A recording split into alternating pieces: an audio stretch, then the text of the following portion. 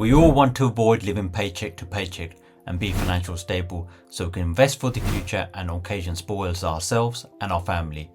However, this will be difficult if you are broke, and in this video we're going to go through the 10 reasons why you are broke and what you can do to break the cycle. Spending more than you earn. When you are spending all you earn on a monthly basis, you know you're going to have problems, as you will not be saving for a rainy day or investing for the future. You might be saying you can't do nothing about it, but you'll be surprised. Always review your spending on a regular basis to understand where you can cut costs. I always review my expenses at least every 6 months to see where I could save money. I saved the money by cancelling TV packages, finding better mobile deals, better gym deals and more. For example, I was paying £45 a month for a gym membership and then discovered I could go to the same gym using an app called Gym Pass for £5 a month. I was also paying £22 a month for a sports package I was really using, and I also was paying £50 for dental insurance, which did not provide value for money. As you can see, these amounts add up. Trying to keep up with the Joneses. This is where you're trying to impress your friends, neighbours and family with your lifestyle, buying the latest technology, buying new cars and going on holidays on a regular basis. All this to demonstrate success and wealth. However, this is short term, as you will not be investing for the future and risk not having a comfortable retirement. You don't need the latest devices each year. Driving your existing car for 5 years or more is fine if it's reliable, and holidays do not need to be overseas. Local cost-effective options are fine. I personally follow these principles, and this allows me to save money for investments and my pension. Not improving your skills. Staying in your fixed income job for comfort and not having the ambition or commitment to learn new skills to further your career for better paid jobs. You should be focused on your financial objectives and aim to achieve them comfortably, including early retirement if possible.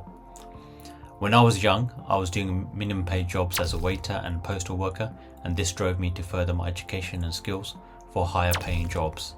I was eager to learn and committed myself to spending time after work to study for my professional accountancy qualification. Yes, it requires sacrifices and will be challenging, but will be rewarding in the long term. As Benjamin Franklin said, an investment in knowledge pays the best interest. Not setting financial objectives. Not having financial objectives over a 2 to 3 year period means your spending habits will be short term and focused on instant gratification. You won't be thinking on making investment and savings for your retirement or major purchases like property. By setting financial objectives, you'll be focused on spending your money wisely and understand you'll be saving for the future or contributing for a deposit for the house you buy. Reliance on debt.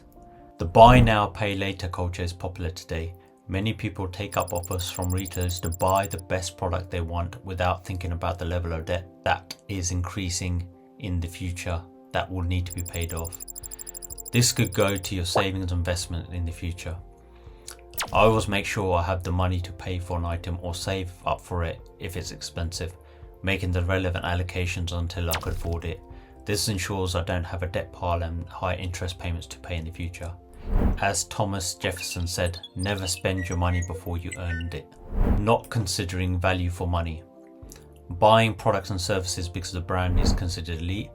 Family and friends will be impressed, but over time it will leave you broke. You should always think about fit for purpose. Do you really need an expensive car when it's there to take you from A to B? Do you really need to buy luxury brand clothing when you can buy cheaper brands? Personally, for me, clothing has at most a 1 year life cycle, and I rather choose to buy clothing that provides value.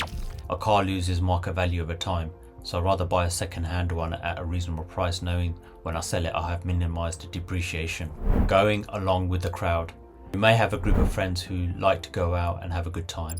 It may be good now and then, you may be able to afford it, but it may not be suitable for your financial objectives.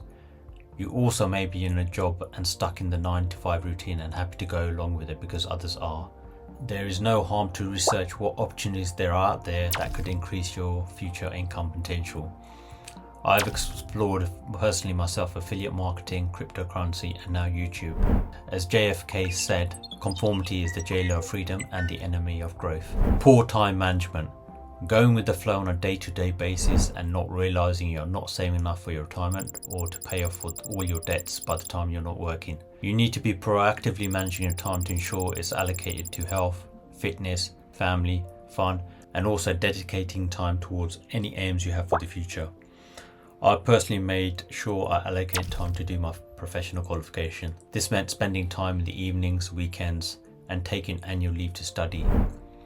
As Benjamin Franklin said, lost time is never found again. Lack of commitment.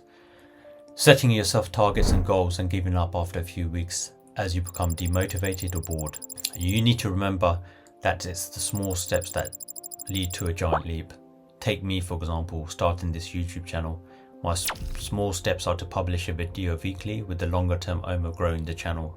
I have to put the effort in and stay committed, and my motivation is the long-term goal. As Abraham Lincoln said, commitment is what transforms a promise into reality. Lack of a mentor. Trying to do everything yourself rather than getting the advice of those who have done it before. This will reduce the time for achieving your goals and also save you money if it is a business venture. There are mentorship programs available at companies to help you, and there are also successful people offering coaching. As John Crosby said, mentoring is a brain to pick, an ear to listen, and a push in the right direction. That's it for this one. Hope to see you in the next one.